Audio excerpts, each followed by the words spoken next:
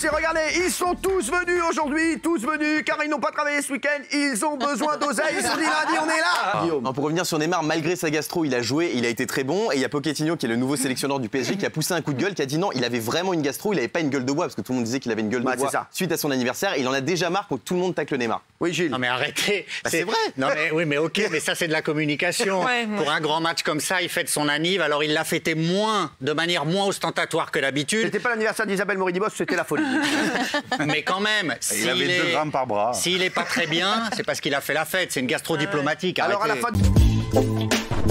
Oui. C'est le chef d'établissement, normalement, qui doit signaler les cas et qui doit oui, alors, le chef d'établissement, pour le coup, alors vraiment, je vous assure, je suis pas du genre à les défendre en principe, mais il fait ce qu'il peut avec la pression du ministère, du rectorat, des inspecteurs qui lui disent laisse ouvert, laisse ouvert. Fais revenir les profs cas contact ou malades. Il y a des cas, le Parisien en parle, Sud-Ouest en parle, France Bleu en parle, des profs malades cas contact, donc pas encore testé, qu'on force à venir bosser. Selon vous, selon vous, les directeurs d'établissement ont des prérogatives qui disent il faut laisser les écoles ouvertes coûte que coûte. Donc ils ont des consignes. Ils ont des consignes comme quoi il faut fermer les yeux sur certains cas. Entre guillemets, le coup du siècle que vous aviez préparé à 5. Chacun avait un rôle précis et la cible était identifiée, la star internationale, Kim Kardashian. Vous saviez qui était Kim Kardashian, vous? Pas du tout. Pas du tout, quoi? Je la connaissais pas du tout. Ah ouais? Pourquoi est-ce que vous l'aviez choisie, elle? Ah, pas elle, c'est son diamant qu'on a choisi. C'est son diamant? Ouais. Donc on sait tout de suite que ça vaut 4, 5, ça dépend de la couleur, 4, 5, 6 millions d'euros. Donc là, on s'y intéresse. Parce que des affaires où vous prenez 4 millions, il n'y en a pas. Quand vous voyez ces larmes, ça vous fait quelque chose ou pas? Ça me gêne. Bah, ça vous gêne? Bien sûr. Bah, c'est marrant, moi, je vous ai vu vous marrer plutôt, pendant le sujet. Oui, parce que je l'ai déjà vu. Ah, donc ça vous fait rire? Ça me fait pas rire. Bah si, je vous ai vu. C'est une actrice. C'est vous qui me faites rire. C'est vrai? Parce que depuis tout à l'heure, vous me cherchez. Non, non, je ne cherche pas, je vous trouve illégitime d'être ici, monsieur. Je vous vois arriver, mais vous allez voir, ça qui vous avez affaire. Vous allez voir. Vous me menacez en plus? Non, je vous menace pas. Vous me menacez en plus? Je vous vois, vous me cherchez, je vous vois. Parce que je vous trouve pas légitime, monsieur. Mais je m'en fiche. Pourquoi vous ne trouvez pas légitime? Je m'en fiche. Pourquoi? Parce qu'il est en train de faire l'apologie d'un crime qu'il a commis. Je fais aucunement l'apologie. Pour lequel il est toujours pas jugé. Je réponds aux médias. Pour lequel il est toujours pas jugé. Non, mais ça, je le dis tout de suite. Bien sûr, le lendemain, j'ai regretté. Il regrette, il a rien fait, mais il intitule son livre J'ai séquestré. Je trouve absurde qu'on reçoive ce monsieur. J'aimerais dire aux gens que lorsqu'on confine, on a une perspective de déconfinement. Et qu'au déconfinement, on va regagner des libertés. Le problème, c'est que là, on est sur un plateau, il dit on est stable dans l'augmentation. Je sais pas moi, mais quand je suis à découvert, alors si c'était le cas de certaines personnes, votre banquier, quand vous avez moins 1000 euros, et puis moins 1100 euros, puis moins 1200, il vous dit pas vous êtes stable dans le découvert. Il vous dit non, il faut faire quelque chose. Je vais demander à Raymond qui connaît bien le dossier. Ah bah non, il te dira. Donc, notre témoin du jour, je sais que vous l'attendez. Loana, merci d'être là. Merci beaucoup, Loana. Merci, Loana, d'être là. Alors, on a plein de choses à te dire. Oui. Déjà, j'aimerais qu'on revoie avec toi tes premiers pas dans le loft en 2001. Juste ça. Parce que j'aimerais qu'on le revoie avant qu'on discute de tout ce qui s'est passé depuis. Bien sûr. Tu vas acquérir une popularité exceptionnelle. Tu as vraiment plongé dans la drogue. Oui. C'est ce que tu dis. Bien sûr. Qu'est-ce qui s'est passé? Comment ça s'est passé? C'est pas le loft, comme on dit, qui m'a fait plonger dedans. Ça a été les mauvaises rencontres. J'avais 30 ans. Je suis tombée dedans. Oui. Donc voilà. Et donc, derrière, qu'est-ce qui se passe? Il paraît que tu dis à un moment que tu prenais de la drogue au petit déjeuner. Oui, comme quelqu'un qui est alcoolique et qui boit son verre d'alcool le matin au réveil, ben moi je prenais de la drogue au matin au réveil. Tu prenais quoi? De la cocaïne. C'est-à-dire donc le matin au réveil, tu te réveillais? Et j'en prenais un trait, ouais, jusqu'au soir. Donc en fait, toute la journée? Comment? Toute la journée, t'en prenais? Toute la journée, ouais. Mais t'as peur de l'avenir?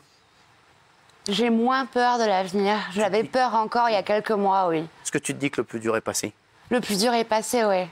T'as envie d'avancer, là? J'ai envie d'avancer, oui. Ça se sent et je le sens à l'intérieur de moi, oui. T'as envie d'être heureuse? J'ai envie d'être heureuse, oui. Je crois que je le mérite.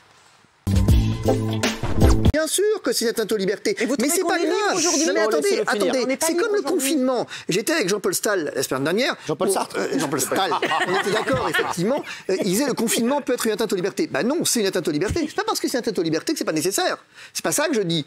Je dis qu'il faut d'abord commencer par le commencement et dire que oui, il y a une atteinte aux libertés. Oui. Et que oui, les atteintes aux libertés sont possibles si elles sont justifiées par des motifs de santé publique. Ici, c'est pas le cas. Et si vous vous engagez, je vous garantis un truc, mettez le doigt, ça pour le coup, pour avoir une spécialité en sciences politiques, mettez le doigt dans cet engrenage et vous allez vous en mordre les doigts à raison de 15 ans ou de 20 ans. Mais Castaldi répondait à Maître Division. Alors je vais vous dire une chose, je ne comprends pas votre discours qui est certainement très juste. Moi je suis approximatif, mais moi j'ouvre les yeux. Moi je vois des gens qui crèvent. Des approximations perpétuelles. Il y a un Airbus par jour qui tombe. Il y a des gens qui sont... Attendez, il y a des vieux qui meurent. Il y a des théâtres fermés, tout le monde est fermé. Il n'y a plus d'économie. Vous veux dire... Oui alors, ils se sont... Monsieur, alors attendez, ça je vais quand même répondre à ça. Ça je vais quand même répondre à ça. Je vais quand même répondre à ce point. Ce que vous faites, monsieur, s'appelle du pathos. Ce que vous faites, c'est du pathos. Non. Alors attendez 2 minutes. Ce que vous faites, monsieur, s'appelle du pathos. Et on fait ça quand on a aucun argument. L'économie à l'arrêt. Non, monsieur. Non, c'est du pathos. Et cet argument n'a absolument aucun sens et aucune pertinence. Quand vous me parlez d'un Airbus, non, monsieur. Alors parce que si vous m'engagez sur le terrain de l'Airbus, est-ce qu'effectivement ça mérite un débat de cancer comme vous le faites? Je vous rappelle effectivement aujourd'hui. Attendez, monsieur. Monsieur, attendez. Des leçons de morale et de loi. Mais attendez, monsieur, vous me parlez là. Non, vous avez raison. Laissez parler les gens. Vous avez raison de souligner que vous êtes approximatif. C'est parfaitement vrai. En fait, on est venu me chercher, j'étais en interview à RTL, qu'on soit bien le contexte, avec Eric Emmanuel Schmitt, et les flics viennent me chercher. Ouais. Et on m'inculpe parce qu'on me dit que j'ai fait un vol avec violence, un home invasion. Je ne sais pas de quoi il me parle. Je dors la nuit en prison et je me rends compte que j'avais eu une compagne à l'époque de 7 mois qui s'était vengée d'un ex. Et avec mon téléphone, elle a envoyé l'adresse de l'ex pour aller faire casser la gueule. Mais moi, je tombe dans un truc, on prend un avocat, on sait pas. En fait, quand on n'est pas dans ce truc-là, vous avez été lavé de tout soupçon depuis, mais... Non, j'ai pas été lavé de tout soupçon. J'ai pris. Alors, faut quand même savoir qu'il y a eu plein d'inculpations qui se sont rajoutées, des inculpations aussi qui ont été mises par les médias, qui les ont rajoutées.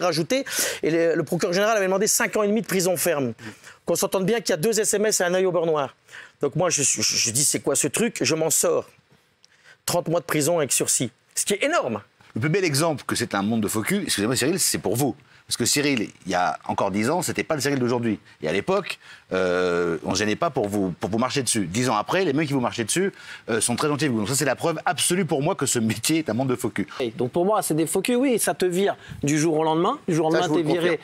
Du jour au lendemain, t'es viré, tu sais pas pourquoi. Oui, on t'appelle plus. Vous saurez pourquoi. Non, mais d'accord, en même temps, on court tous. On y va tous. On aime ce métier. Voilà, on aime ce métier parce que c'est un métier, il faut être honnête, c'est un métier qui est bien payé, c'est un métier où tu es content, il y a des lumières, il y a du maquillage. Les gens, quand ils viennent au boulot le matin, on les maquille pas, on les applaudit pas, c'est un bon métier. Donc il faut prendre l'idée, il faut ancrer l'idée en soi de se dire, c'est un monde de faux cul, c'est un monde d'hypocrite. Le jour où on va me virer, comme Benjamin qui le dit, c'est le jeu. Ce qui est terrible, c'est que tu as du succès et que c'est les gens qui t'aiment. Et c'est ça la jalousie. Bah oui.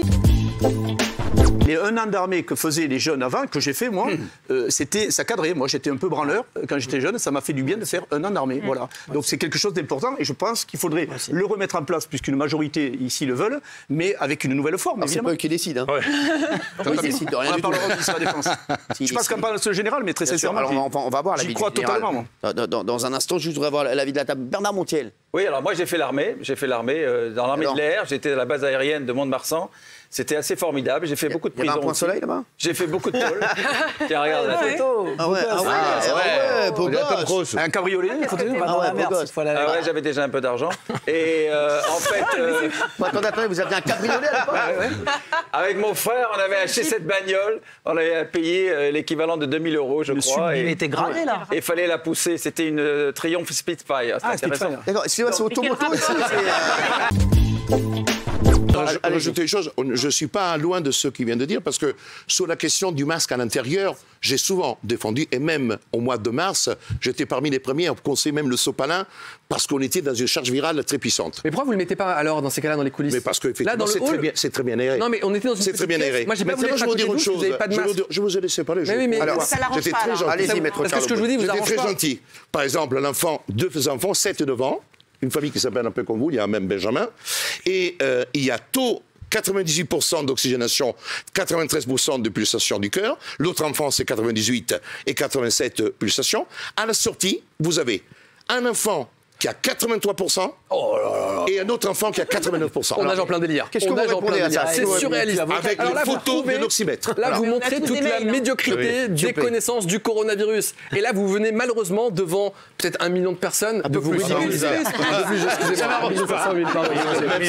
Malheureusement, je suis navré de vous le dire, vous venez de perdre votre crédibilité. Malheureusement.